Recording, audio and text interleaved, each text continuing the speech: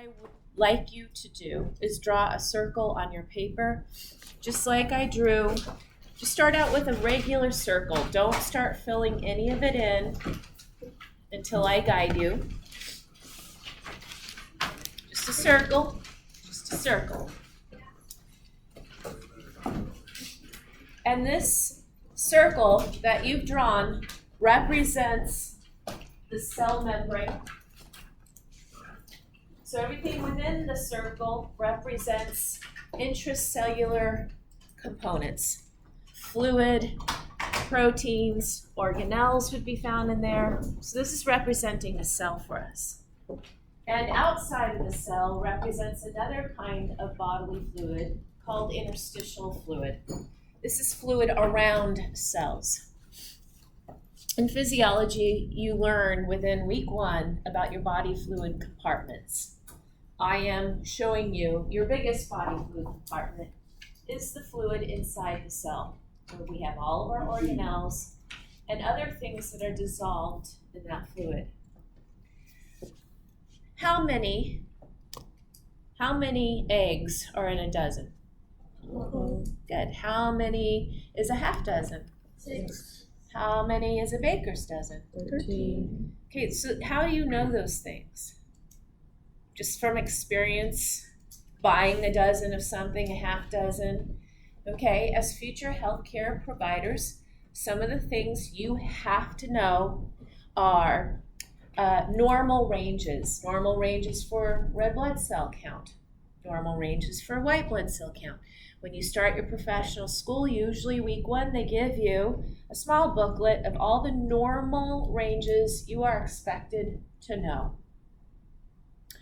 We're going to start off with some of that today.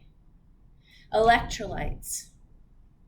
Electrolytes are shown up on the board. I am only showing you 2. These are ions that have a charge. Up on the board, the most abundant electrolyte outside of the cell is sodium. And this is its symbol, Na+, which means it has 1+ charge. That is something you just have to know from here on out. You have to know that. Sodium is most abundantly found outside of the cell. That is your job. Potassium, shown here, K+, that's its symbol, is the most abundant electrolyte inside the cell, especially if we're talking about skeletal muscle, which is what we're talking about this week. That is something you have to know. When you get to your professional school, you have to actually know the quantity of them. You'll memorize words and numbers like 145 millimolar. Okay, I don't care if you know the numbers right now. What I care, because you're just little, starting out in anatomy, is that which electrolyte do we find most abundantly outside? Sodium. Good. Which electrolyte do we find inside? Potassium. Good. Awesome. Now, Bio 20, or high school bio, was a prereq for this class. And we reviewed our basic cell biology. We reviewed membrane transport, didn't we? Mm-hmm. How do chemicals want to move? High to low. High concentration to low. Okay. So let's click it up. If sodium can move across this cell membrane, which way would it want to go? In. Which way? In. Inside the cell, down its chemical gradient. Agreed? Yes. Okay, good. If potassium is allowed to move, which way would it want to go? Awesome. You need to know that for the rest of your life if you're going to stay in a healthcare setting. You have to know that. Must. You do not have the luxury. You do not have the luxury as you take your prereqs to say, well, I'm glad that class is over. Purge, and then you delete all your memory cells. There is a reason why anatomy, micro, and phys are prereqs for most of you going into your professional schools. You cannot enter your professional school saying, well, I sort of forgot everything. Can you remediate me? You know what they will do? They will send you back to me. I am part of the remediation team, and it's do-over with Kara. You want to move on. You don't want to spend that much time with me. Okay, let's do it again. What is the symbol for sodium? Plus. How many charges does it have? 1. What kind? Positive. Good, okay. Which way does it want to move? Inside. Awesome. Potassium, what's its symbol? Negative plus. How many charges? 1. What kind? Positive. Good, which way does it want to move? Outside the cell. Good. That's not hard, right? That wasn't the hardest thing you've had to learn in the last 2 weeks. Arguably, the holes in your head were probably the hardest. Where is that darnless arrow? Right under foreman about it. Next to it. And that carotid canal, where is that coming from? Well, it depends on which skull you have. Did you have the skull where there was no hole? And you had to share with everyone to see how that that carotid canal comes up and then moves forward like that? Weird, huh? Okay. Next issue. There's a word, a scary word in physics and physiology. Scary word, scary language meant to intimidate. Can you see what I'm holding up? It's a battery. Battery. What do you know about a battery? Because my husband apparently does not know much about a battery. It has a charge. It has a positive and a negative charge. Do you know what a battery looks like inside? It depends on the battery, of course, but a typical battery. A typical battery has 2 chambers inside. Please do not go home and take a hammer to a battery, because there are chemicals inside. There are chemicals. And they are in chambers. They are separated. Just like sodium and potassium are chemicals, and they are separated. They're separated by a membrane, not little chambers inside. A battery has, this is the scary word, potential. Energy comes in different forms, and one is potential energy. This battery has the potential to do work for us. It has potential.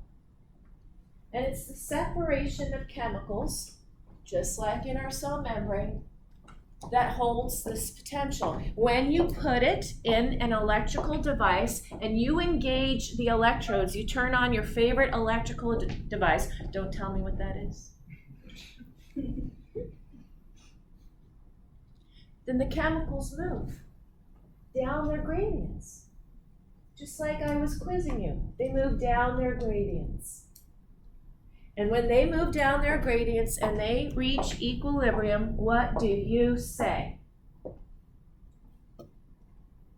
There's no longer a gradient and all the chemicals are at equilibrium. Time to change the battery. It's time to change your battery. Why?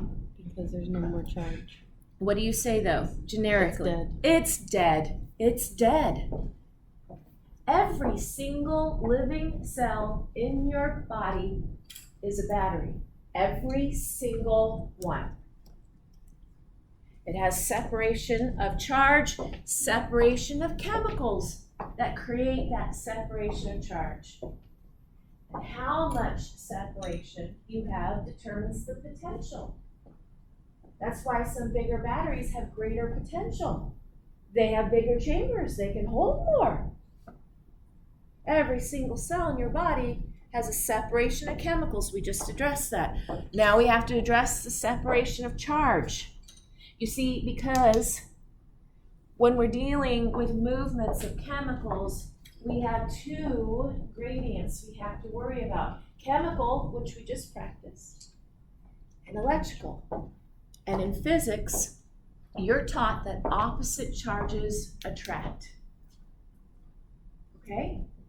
So now my job is to show you because I just covered separation of chemicals. Sodium most outside, potassium most inside. Good, done. Now, how is every single cell in your body set up like a battery with separation of charge? Which side is positive? Which side is negative? We need to address that. The inside of the cell is negative compared to the outside. We do not have to go to physics. We can go to physics and hand calculate this out if you want to, or you can just trust me. What would you like to do? No one wants to do the Goldman-Katz equation with me? Probably not. You're probably right. So trust me, because when you get to physiology, I actually do show you the math and prove it to you. And we talk about the Nernst equation and Nernst potential. We don't need to do that right now. Just trust me. The inside of the cell is negative compared to the outside for many reasons, but there are three big ones. Three. You need to know this. First, the inside of the cell has a great abundance of proteins. That's what my green and squiggly lines represent. Because of your body pH being slightly basic, those proteins are negatively charged. So you have a lot of proteins inside the cell. That makes sense. That's where gene expression occurs. And they are negatively charged. So that's one reason. Okay? Number two, there is a pump on the cell membrane drawn here as the red circle called the sodium potassium ATPase. It is, we say, scary language, electrogenic. That's a fancy way of saying it helps create the negative charge inside the cell. This uses a ton of ATP. It kicks out 3 sodium and brings in 2 potassium. It is part of the reason why we have the separation of these chemicals. It's because of that ATPase. And in some cells, they can use about 90% of the ATP made by mitochondria just for that pump. And I'll tell you why in just a moment. So 3 to 2. 3 sodium out for every 2 potassium in. What charge does sodium have? Positive. What charge does potassium have? Positive. If I have 3 positive charges leaving and 2 positive charges coming in, is that an equal exchange? No. If you lose your positivity in life, what are you left with? Negative. If the cell has a net loss of positive by this pump compared to what it's bringing in, that pump is making the inside of the cell more negative. It's pushing out more positive charges than what it's bringing in. Can you see that? Mm-hmm. Okay, so that's reason number 2. Reason number 3, and this one's hard. This one's hard. It's hard to wrap your brain around at first. Which way does potassium want to move? Out. Do you see in orange what I've drawn through the cell membrane? Potassium leak channels. These things exist. These are proteins that go through the cell membrane. They are open. And the very pump that's pushing potassium in, well, some of that potassium is leaking right back out. Not in huge amounts, but it's leaking right back up. And that's part of the reason why that pump, that ATPase, is like, you get back in there. You get back in there, potassium. You get back in there. And then someone's like,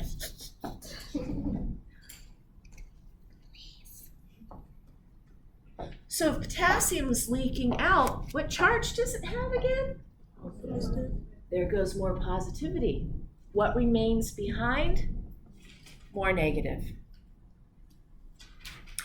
Every single living cell in your body has this established. every single one. Every single one is set up like a battery. Separation of chemicals, separation of charges. Every single one, just like this. Battery, please do some work for me. Go ahead. Go ahead. What do I need to do? Put it in something that can make connections that allows the chemicals and the electrical charges to move down their gradients. We put it in a machine, don't we? We have to turn the machine on and engage the electrodes. That's called an electrical event. What happens as a result is a mechanical event. You want to use your phone. The battery's dead. What do you have to do? Charge it. You have to restore the electrical situation and chemical situation. You have to replenish that. You plug it in. The electricity from your wall reestablishes these things. And will your battery, your phone battery, last forever? It does start to fail, doesn't it? Of course it does. No battery is perfect. Every cell in your body has this potential, but only a few have the ability to let the chemicals and the charges move. It's the movement that creates electricity. The movement of charges creates electricity. Without that, you cannot do work. Just like without it, your phone can't do work for you. That is an everyday application. Are you hearing me? Mm-hmm. What kind of work are you doing right now? You are hearing me. You are trying to stay awake. You are taking notes. You are moving. Breathing. Only excitable cells have this ability to let the chemicals and electrical charges move, create electricity. They are your neurons, your muscle, all kinds, smooth, cardiac, skeletal, and even some glands. Those are excitable cells. And guess what I would say to you if your chemical and electrical gradients reach equilibrium? No. Time and death. How do I do that? In the human body, if this reaches equilibrium, what do we say happened to the battery? It died. If your chemical and electrical gradients reach equilibrium, I'm going to say the same thing to you. Oh, you're dead.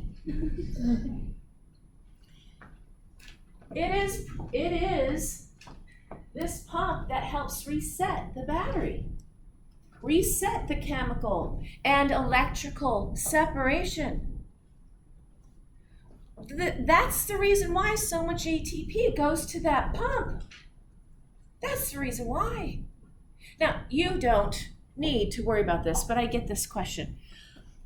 Kara, what is the number for how negative the inside of the cell is? What is the number? Okay, well, I'll tell you, but this is a general number. It depends on the cell type we're talking about. Every cell type in your body can have a different number. So I'm just going to tell you an average, okay? It's minus 70. Minus 70 what? Millivolts. You know what volts are, right? Mm-hmm. Volts are a way of saying how much separation of charge do we have. And that has a fancy name. That minus 70 millivolts is called resting membrane potential. That's a fancy, scary way of saying how much separation of charge and chemicals do we have across our cell membranes. That's all it means. What is the potential? How much work can these cells do for us if the chemicals are allowed to move? And that's the rub. That's the rub. If they're allowed to move. You see, do you see any sodium link channels around here? No. And even though I've drawn potassium link channels, there aren't that many of them. These charged ions have a very difficult time getting across the cell membrane unless there's a channel for them to get through. They're charged. Phospholipid tails are not. So it's hydrophobic, right, in the middle. That's the rub. When are they allowed to move? Because nothing's moving in here right now. It's only when I put it in a machine and I engage the electrodes that these chemicals and the charges are allowed to move, and then I can do work. So you want to move your muscle? You have to have an electrical current happen first. You have to let those chemicals move. But they need a channel. They need some way to get through that membrane. Okay, let's talk about this. Opening a channel. Alexa, will you please open my channel back there? Yeah, please, just open the channel. Please.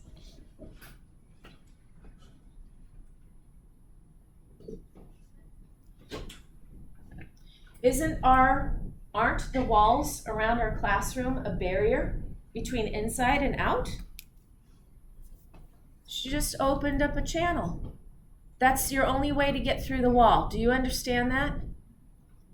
And if I don't want anyone to come through that channel, I can go over there and lock it so no one can get in. There's a barrier then. You can come. It's okay. Okay, so how do you get through your channels when you go home tonight? How are you going to get through your channel? Keys. What channels do you use to get into your home, your cell? And I want you to say that from now on. Mom, Dad, honey, I came through the channel. I have moved from the outside to the inside through the channel. What channels do you do? Who crawls through the window?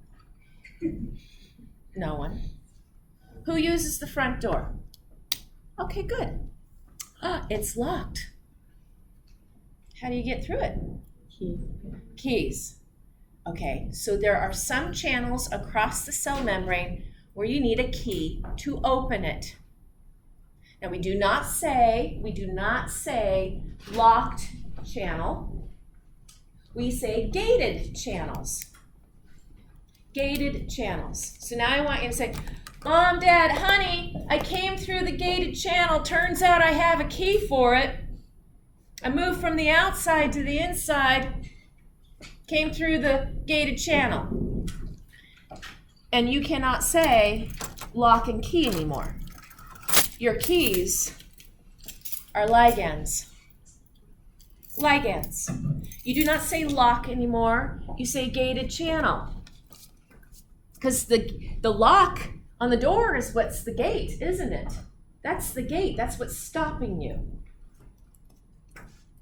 So from now on, Mom, Dad, have you seen my ligands? I need my ligands. I need them to get through the ligand gated channel later tonight. I need my ligands. Can find my ligands for me, please. I want you to say that. So when you go in through your front door, you use a ligand to open the ligand gated channel. Okay. How many of you come in through an electronic garage door opener like I do? Garage door, you click the button on your transponder. Do we know how that works? Okay.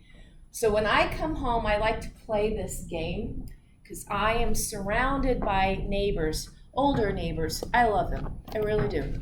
But they have nothing better to do than to watch how many times we come and go from our house. They can't. I don't need a security system because I've got Elderly people all around that have nothing else to do except watch my front and backyard. That is what they do. And they report to me how many times my honey left the driveway and took Max somewhere. I feel very safe. So when I turn the corner down my cul-de-sac, and I live down at the end of the cul-de-sac, I like to play this game of, can I sneak in without them seeing me? So I try and play the game of, how far away can I be to click my transponder, to have my garage door open, so I can go Dukes of Hazzard, and get into the garage and close right behind me. Seamlessly. Now, I didn't use a ligand to open that, did I? I pushed a button from afar. What is in that transponder? Batteries. And what will happen to my ability to open my garage door if the batteries die? I can't do it. Of course not. So my little transponder, I need batteries, voltage, for them to send a signal to the receiver in my garage so that work can be done opening my garage door. Are you following? That is a kind of channel that some cells have called voltage-gated channels. Think of it as the garage door opener, the transponder. Okay? So I'm going to show you in just a little moment what these kinds of gated channels look like when they're active. It's a little cartoon animation that I've made, but I'm trying to do my chalkboard talk before I put down the screen because I don't want to keep going up and down. So up here, here's a ligand-gated channel. The ligands that open the channel, the keys, these are chemicals. They have fancy names. The fancy name, generic name, is called neurotransmitters. Have you heard of this? Yeah. They are chemical signals. There are lots of different kinds of neurotransmitters. Only one I need you to worry about right now is one called acetylcholine. acetylcholine. We abbreviate it as capital A, capital C, little h. That's how we abbreviate it. Acetylcholine, a ligand, binds to a ligand-gated channel. And next thing you know, that channel opens. And now we have chemicals that can move. Which one? You see, these gated channels are very specific. Should I take your keys, go to your house, unlock the door, and come in and say, I'm home? Who would be home freaking out? Because they wouldn't know me. That gated channel is specific for you, your family, and guests that your family knows, right? Totally inappropriate if I just went, got these keys, thought I would come in and introduce myself. They would probably call the cops. What if sodium were allowed to move? Tell me about that. Which way would it move? Into the cell. Okay. What charge would sodium bring with it? So the inside of the cell would become less negative, more positive, depending on how long the gate was open, right? So I heard neutralize, we could get to 0, Kara. We can get more positive though. It depends on how many were open and how long they were opened. They are. They don't move. They can't get through. Okay, we're gonna play a game. When you were in first grade, traditional classrooms had a number line going across the top of the board. Do you remember that? You were learning your digits. In the middle of the class was what? 0. To the right, what sign do they have? Positive. To the left, negative. Okay, good. How negative is the inside of the cell? Move me. Negative 70. Okay. I'm gonna go over here. Negative 70. Boom! Suddenly, acetylcholine binds to the ligand-gated channel, opens the channel. It allows sodium to move. That is how the acetylcholine receptor works. It only lets sodium move. So, which way will sodium move? Into the cell. Move me. I represent the charge inside the cell. Move me. Should I get more negative? No. Which way should I move? Become more positive. Over here. How much more positive? Depends on how many gates we opened and how long they're allowed to stay open. Are you following? Okay. There are many different kinds of ligand-gated channels with different ligands opening them. Not our job to worry about all of them. The only one we need to worry about is the acetylcholine one. That's the only one right now. Let's just start with 1. 1. When you get to fizz, I vomit like 20 on you. But you're not in fizz. What about voltage-gated channels? Well, turns out they are very specific too. They're very snobby. I only let this chemical through. I only let this one through. I only need you to know of 3. 3 different kinds of voltage-gated channels. 3. Sodium, potassium, and calcium, which I will explain. When a voltage-gated channel opens, then that ion is allowed to move. I'll say it again in a different way. If sodium voltage-gated channels open, which ion is allowed to move? Sodium. Good. Which way will it move? Inside. And how? Move me! What will happen to the charge inside the cell? More positive. Change. It will change and it will become more positive, won't it? Good. Good. Potassium voltage-gated channels open. Which ion's allowed to move? Potassium. Which way will potassium move? Out. Out. Oh no. What charge does potassium have? Positive. Move me. More negative. I'm losing positive charges. Move me. This way? Good. Good. Calcium. Most abundantly found outside the cell.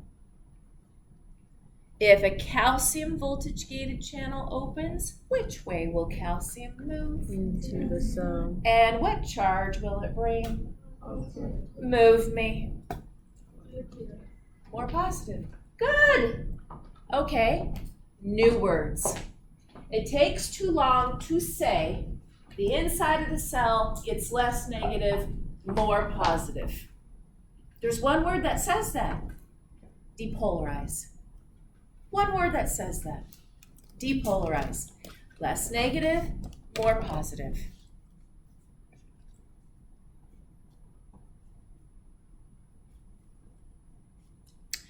It takes too long to say the inside of the cell is getting more negative, away from resting membrane potential, away from that -70, more negatively away. Takes too long. One word. hyperpolarize. Depolarize, hyperpolarize. You see, the word polarize means that we have opposites, right? Our nation arguably is polarized right now. Arguably. Agreed? Yes. Ish. We have separation of chemicals, we have separation of charge across the cell membrane. It is polarized. If I allow the ions to flow positive inside, I'm depolarizing. If I separate the charges even more negative inside compared to outside, hyperpolarizing. Okay. Next thing. When I push on my button to open my garage door, I either have enough voltage to do that or I don't. I'm either close enough or I'm not. It's an all or none event. It either works or it doesn't. There's no halfway. It either goes up or it doesn't. No? I have what? Oh, I was like, wait, I have what on my chin? I don't know if that really works, but I'll try that. That's what my dad does. He would tell me the signal like goes through your head, and I was like, that's not true. I think that's just you being punked, No, it is. is what I think. It works with water too. Hold it under a gallon of water. Here's an idea. Change the battery. All right, I'll use a different analogy because now you're all like, get a bucket of water, spin around 3 times. If it's a full moon, it'll open. No. You seem like a really nice person. You really do. But I finally find you slightly annoying, so I'm going to shoot you. Okay? No student is being hurt during this demonstration. Okay? Mm-hmm. Because I think that you are a nice person, I will shoot you slowly. That's weird. Why I'm hearing what? What? That's weird. I'm just gonna pull the trigger slowly. Oh. I'll just shoot her slowly. Why is that totally nonsense? Have you ever fired a gun? Yes. Then you should know that there's a trigger point. If you pull the trigger far enough, you reach an all or none event. You either pull it far enough and the bullet fires, or you don't and it doesn't fire. There is no in between. There is no shooting it, pulling the trigger slowly and the bullet just going pink. Once you hit that trigger point, it's all or none. The bullet is fired reproducibly with the same, as they say in the gun world, stoppage power. So it doesn't make sense for me to pull the trigger slowly to kill her gently. Yeah. Does not make sense. These voltage-gated channels work the same way. You either have enough voltage or you don't. There is no bucket of water. There is no putting the clicker under your chin. It is all or none. All or none. And instead of saying a bullet firing, in the cell world, the electricity fires. The current moves. That's called an action potential. We don't say trigger point in the cell world. We don't say trigger point for voltage-gated channels. We say threshold. Threshold. Trigger point. Threshold. T as in Tigger. Threshold. It starts with a T, right? Trigger point, threshold. All or none. You either reach it or you don't. You either open those voltage-gated channels or you don't. If they open, it's all of them. They will open. and you get an action potential. You get electrical current. You get ions flowing. Now, the thing is, not every one of those 3 voltage-gated channels up on the board open at the same time. It's the dance of the gates. They take turns. The dance of the gates. Now, students oftentimes ask me, what is threshold, Kara? What is threshold? What is the magical number for threshold? Magical number for membrane potential, -70. How much do I need to depolarize before I get an action potential? And I get very positive. So the definition of an action potential is the temporary reversal of the membrane potential. What does that mean in plain English? Instead of negative, we go positive. But then we have to reset. We have to reset our battery. We have to plug in our phones at the end of the day. We have to reset so we can have another electrical event and more mechanical work for another time. Magic number in most textbooks for threshold is -55.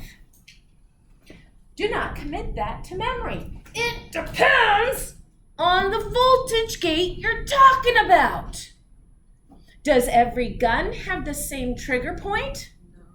No, I'll tell you right now, my 22 does not have the same trigger point as some of the other guns that we have that terrify me because I don't know when they are.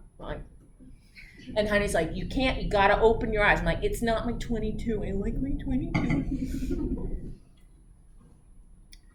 -55.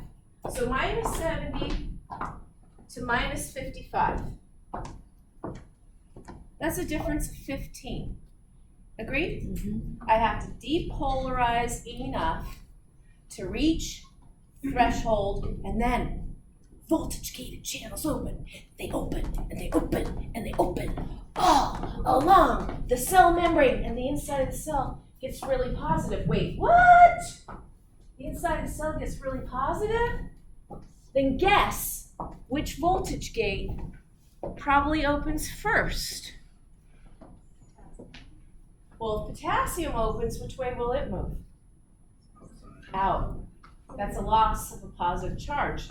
So move me, which way would the cell become more negative? That's away from the threshold. So guess again. It's gotta be a channel where a positive charge is allowed to enter. So it's either sodium or calcium. And most of the time it's sodium. That's okay, you didn't know, that's why you're here. That's why you're here. Okay, let's act it out. Ready? I'm gonna try and stay in the video frame. I'm at -70. Acetylcholine binds to a ligand-gated channel. Which ion did I say is allowed to flow through this channel? Move me on my number line. Which way should I go? What word describes this? Depolarize.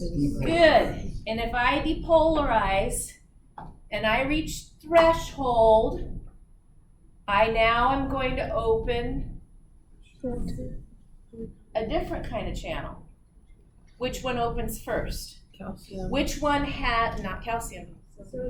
Sodium has the earlier trigger point. It's the one that fires first. That's why textbooks say -55. It really is, sodium has the earliest, the tightest trigger point. A little bit of pull, boom, opens. And all these sodium voltage gated channels open. So move me. They all open, all or none. Sodium comes in, that's positive charge. I depolarize hugely, that's now an action potential. That's a lot of current. And then somewhere over here, the inside of the cell, the voltage is enough to open the next channel. Good guess, not yet. Potassium. Oh no, so sodium voltage gated channels now close. They don't stay open indefinitely because then you'd reach equilibrium and then I would say, you're dead. So they close. And now potassium opens. Okay, which way would potassium move? Negatively. It's a loss of positive charge. It would leave the cell. That's a loss of positive charge. Move me! I would go back to resting membrane potential, wouldn't I? It's called repolarization. Okay.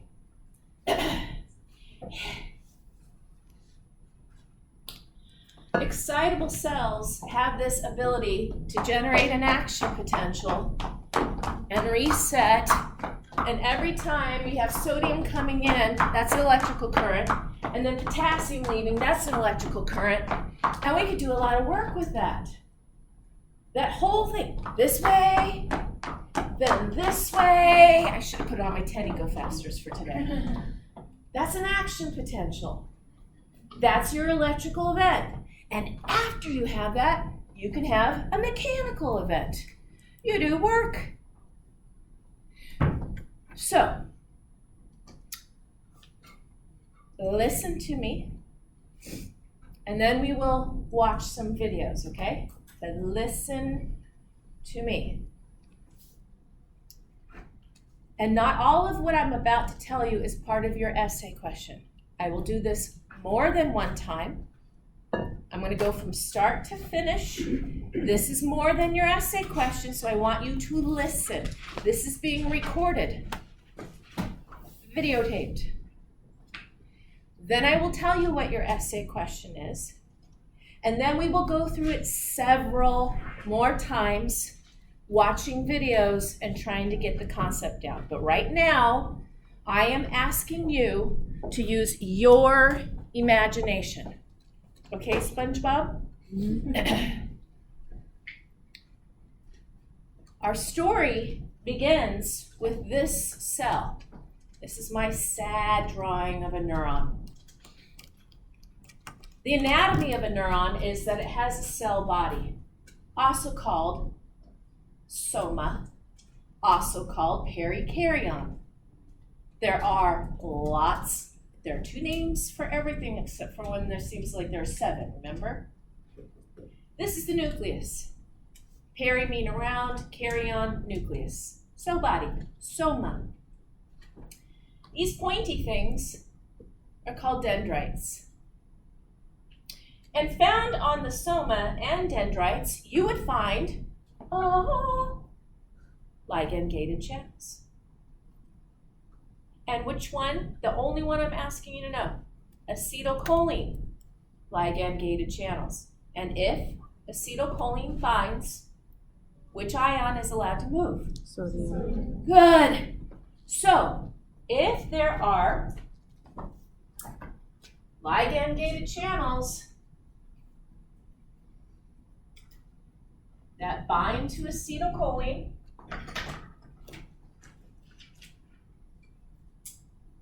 on this neuron, an excitable cell, which ion is allowed to move? Sodium. What charge does it have? Positive. Which way will it move? Inside. Into the cell? And what will happen to the charge inside the cell? Become more positive. Do I go more negative? Polarize. What D word is that? Polarize. So here comes the sodium. How much? We don't need to worry about that. It comes down to how many channels open and how long they're open. You don't need to worry about that.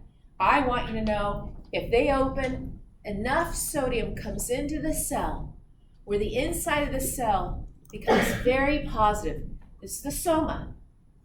Only ligand-gated channels are there. Sodium comes in and it's diffusing through the soma, getting to this part of the neuron called the axon.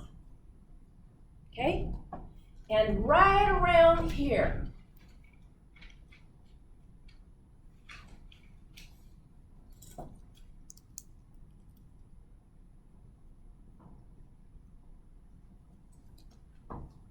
drawing them.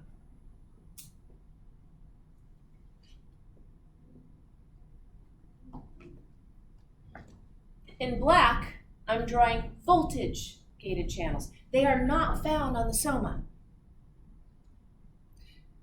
Arguably, you all don't have a front door that is voltage-gated.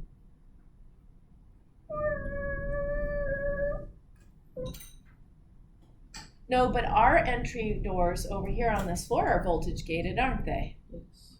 Push the little button and... Voltage-gated channels are only found on this part called the axon. And this part down here has a lot of names. 2 names for everything except for when they're 7. Can be called the axonal terminus, terminal bouton, synaptic knob. I call it terminal bouton. That's what I call it. Your book does not call it that. It's an old school term, and I'm old. And when I first started teaching here, one of my partners for teaching, she was Italian. She said, Kara, you call it a terminal bouton. I said, yeah, I call it a terminal bouton. That's what I was told to call it, not synaptic knob, not axonal terminus, terminal bouton. B-O-U-T-O-N. She says, Kara, in my language, bouton is loose language to describe a whore. I said, well, fine, it's a terminal whore. I don't care, but that's what I'm calling it. That's the only places where it's found. And remember, voltage-gated channels have a trigger point, threshold. So the place where the soma hits the axon, this is called the axon hillock. This is where the all or none decision is made. That's where you first start to find voltage-gated channels. And we find in black, I put sodium voltage-gated channels. In blue, I'll put potassium voltage-gated channels. We find both. And when we get to the terminal bouton, we have sodium voltage-gated channels, we have potassium, but we also have calcium.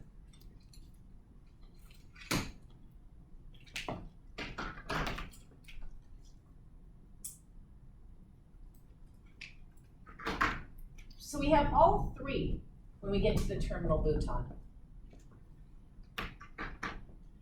So here's the beginning. Acetylcholine binds to acetylcholine ligand-gated channels. These allow sodium to enter the cell. Sodium comes into the cell, diffusing through the cytoplasm of the cell body, and the inside of the cell becomes more positive. At the axon hillock, when the cell becomes positive enough, threshold is reached. And first, the sodium voltage-gated channels open, and they open all along the axon. And the inside of the cell is becoming very positive. But then which voltage-gated channel opens next? Potassium. And so the axon now is going back to negative.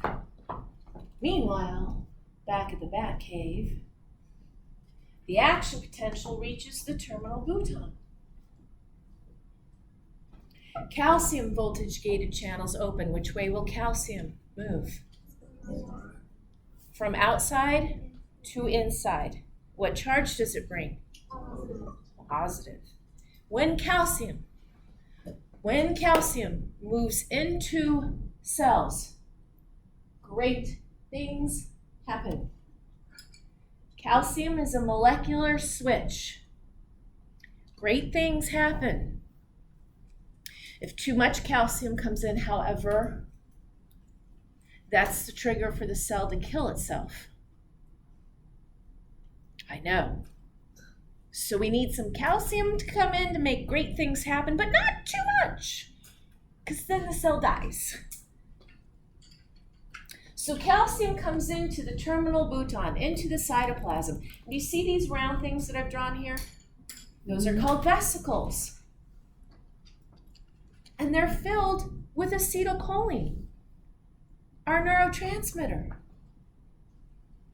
And these will fuse with the cell membrane and exocytose. Out comes a lot of acetylcholine into this cleft. This neuron is communicating to muscle. That's what this is. I'm a very bad artist. This is trying to show you skeletal muscle. So out comes all of this acetylcholine.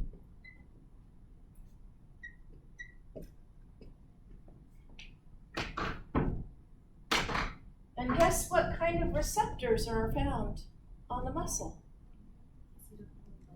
The ligand ones, right? Oh, I heard a magical word. Don't get ahead of yourself. Almost there. What do you think is going to happen in the skeletal muscle? If ligand-gated channels bind to acetylcholine, what's going to happen? Sodium comes in. This is an excitable cell too. It's negative at rest too. So sodium's coming in. Move me! The skeletal muscle cell is going to depolarize, and if it it has sodium voltage gated channels, potassium voltage gated channels, calcium voltage gated channels. And if it reaches threshold, guess which voltage gated channel is now going to open in the skeletal muscle? No, the first one. Sodium. And then the skeletal muscle will have an action potential, electrical event. What can it then do if it has an electrical event? Contract. That's mechanical work. You move. Calcium is going to come out of this big organelle. It's inside the cell, which is weird because I said calcium is most abundantly found outside the cell. Well, in skeletal muscle, they have this big reservoir, big storage facility for calcium. And when the action potential sweeps across the cell membrane and down these structures that I'll explain in just a moment, calcium voltage-gated channels on this organelle called the sarcoplasmic reticulum. What does that sound vaguely like? Endoplasmic reticulum. That's what this is, endoplasmic reticulum, but within muscle, sarco. And it's a huge storage space for calcium. So now calcium comes out of the sarcoplasmic reticulum, is in the cytoplasm of the skeletal muscle, and when calcium is inside the cytoplasm of cells, great things can happen. And you contract. Okay? Now we're almost to the point where I'm going to show you videos of these things. And then I will tell you what your essay question is, and we're going to spend considerable amounts of time watching videos, talking about this, okay? Okay. And we're going to do it again on Thursday. So I encourage you between today and Thursday, you look at your homework packet and the videos that I posted for you on the announcement page. Those are good resources. I'm sure you can find more on YouTube. Okay, so what I didn't draw here, because it gets too crowded, there are proteins in here, not in the sarcoplasmic reticulum, but kind of threaded in around it. And let me introduce you to these proteins, okay? Do you want, I think I know the answer to this. Do you want a G-rated explanation of these proteins or more of an R-rated one? X-rated. That was not an option, but okay. So this one is called myosin. This is a single myosin molecule. The one shown in blue, that one is called actin. The one that's shown in green, it looks like it's a thread, but really it is spherical like actin, but for simplicity's sake, I wanted to show it to you as a thread. It's not, it's globular like actin. That's tropomyosin. And then this one that has 3 subunits is called troponin. How many of you know of the cartoon Family Guy? Yeah. It seems today that all you see is sex on TV. Now, what are they doing during that opening number? How does it begin? Who are the 2 characters that you see at first? Lois playing the piano and Peter. Agreed? Right? Actually, that opening scene of them singing at the piano comes from an older TV show that was very popular back in my day. And it was not a cartoon. It was called All in the Family. Have you heard of it? Still on TV land. And it was just as raunchy and politically incorrect for that time of my generation as Family Guy is for you all. It pushes the envelope, doesn't it? And in the show, All in the Family, it wasn't Lois, it was Edith. Edith was very simple. She was a stay-at-home mom. She always wore pearls, dress, apron. And she was married not to Peter, but to Archie. And Archie worked in the factory. So this is back east. And every time Archie came home from the factory, Edith would burst out of the kitchen, running in her little heels, like this. "Oh, Archie!" And she'd run up to him and just love all over him. And he would say, "Go get me a beer, dingbat." He was very dismissive. He would. They had one daughter, Gloria, played by Sally Struthers. She was a blonde bombshell for the day. I mean, and she pranced around on the set wearing negligees most of the time. And she was involved with Michael. They got married. They could not afford to live on their own. Archie didn't like Michael. He called him meathead all the time. And they lived with Gloria's parents because they couldn't afford their own place. So are you keeping track? We've got Edith, the mom. "Oh, Archie!" We've got Archie. "Go get me a beer, dingbat." We've got Gloria. And then we've got Michael, the husband. Now, when Michael came home from work, Gloria would come down the stairs in her negligee, and Archie would freak out over this, and he'd grab his big coat, and he'd wrap it around his daughter and say, "Go get some clothes on." Well, why would she come down dressed like that? Why would she come down to meet her husband like that? What do newlyweds like to do? Outside. Power stroke. That's what you meant to say. That is a real physiologic term, okay? Power stroke.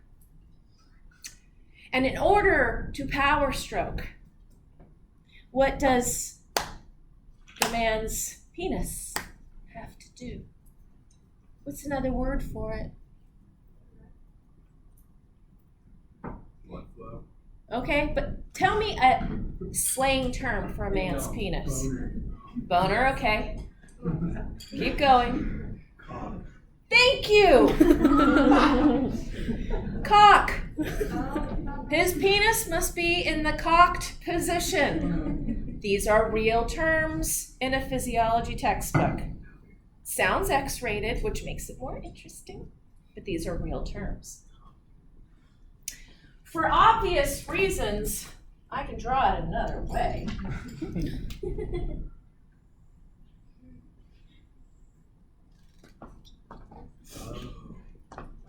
Myosin has 2 heads, which is the joke that we often have for men, right? So this represents Michael. Myosin is Michael, the husband of the newlywed. And what is he always ready for?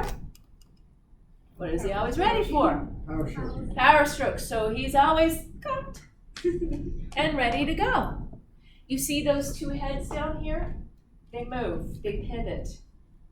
And when they are at quote, this is the G-rated way, when they are quote in the high energy conformation stage, other textbooks say that's cocked. That's the cocked position. Like setting a catapult, pulling it back to sling the rocks over the castle. It was actually not so much rocks that they slung over the castle. Did you know what they actually flung over? Dead bodies. Diseased dead bodies to get everyone inside sick and compromised. Yeah. So the catapult, when you pull it back, like setting a mousetrap, that's the high energy conformation state. It's cocked. And these heads on myosin, they do the same thing. They're always cocked and ready to go. Now, who's Gloria? Who's Gloria? Actin is Gloria. And why do I say she's Gloria? Because that's what myosin wants to power stroke with. Not only that, but who covered up Gloria in my story? Archie. Archie with his coat, right? So tropomyosin is Archie covering up actin. Get some clothes on. If he sees you exposed, you'll be power stroking all day long. Now Edith, although Archie called her a dingbat, she was actually very sensible. She was very sensible. She was very connected to her daughter. She was also very connected to her husband. But she was sensible. And every once in a while she would say, Archie, come on. Let's go for a walk and let the kids be. She was able to sense when they needed some alone time. That third subunit for troponin senses change that comes from here. What ion is released from the sarcoplasmic reticulum? Calcium. And that's what calcium is going to bind to troponin. She senses it. When calcium is free in the cytoplasm, great things happen. Archie, come with me. And what happens in biology speak, we say there's a conformation change. What is that? Like Transformers, that's a conformation change, right? Mm-hmm. Like your futon couch. It's a couch, but turns into a bed. The worst transformer ever. So tropomyosin, Archie, come with me. Troponin tells tropomyosin, over here. Exposing actin. And who's cocked and ready to power stroke? Myosin. And what happens is the myosin, and I will show you this in the video, pulls actin towards the center of this unit of a skeletal muscle called a sarcomere, and you get muscle contraction. Okay, your essay question begins with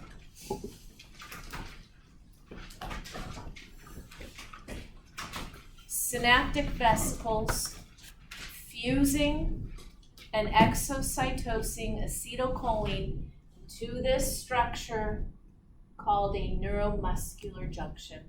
I am going to show you a video of what this looks like. That's where it starts with. You're going to tell me all of the steps for skeletal muscle contraction, also known as the sliding filament theory. There are 3 sub-paragraphs to help you get through this. There is excitation, that's 1. Then there is excitation, contraction, coupling. And then there is the actual contraction. Then you will finish with telling me all the things required for relaxation. You can only move if you control when you contract and when you relax. Every step you take Some muscles are contracting, others are relaxing, and on your step out, you're switching things. You cannot move if your muscles are flaccid. If they do not have an action potential, you cannot have a mechanical event. That's called flaccid paralysis. You also cannot move if your muscles stay contracted. That's called tetany. That's called tetany. You must be able to tell me how we get excitation, that's the action potential, that deals with the acetylcholine. How we get excitation, contraction, coupling, that has everything to do with calcium. We have to expose actin. Once actin is exposed, power stroking, contraction occurs.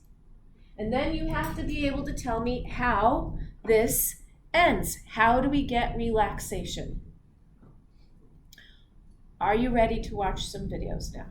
Try and help with this. I'm only going to 2:30 today. Sorry, 3:30, sorry.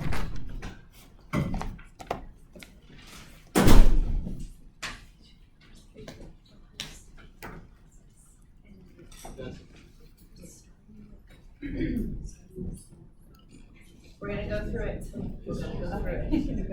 We're gonna go through it. Yes.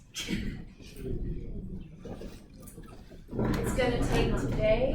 Today you'll probably be a little bit more frustrated. The Thursday, after watching some videos Thursday, we'll do it again and go through the actual PowerPoint. Okay? Right now we're trying to get some difficult concepts in our head.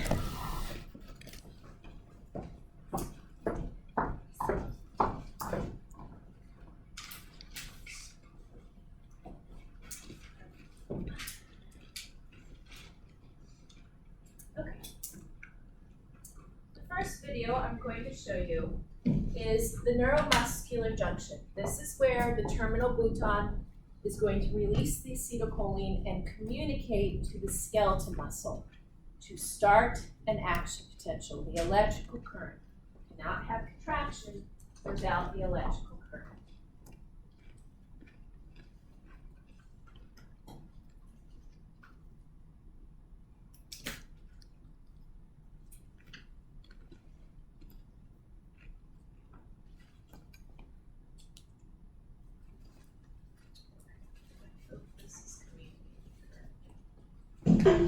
Skeletal muscle cells contract as a result of impulses from motor neurons. The place where a motor neuron stimulates a muscle cell is called the neuromuscular It's the junction. first one I put on the announcements page. Oh. Your goals for learning are to examine the structure of a neuromuscular junction, Okay, stop. I am still recording, but oh wait.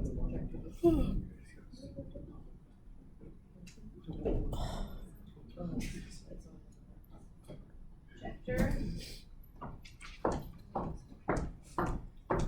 Projector is on.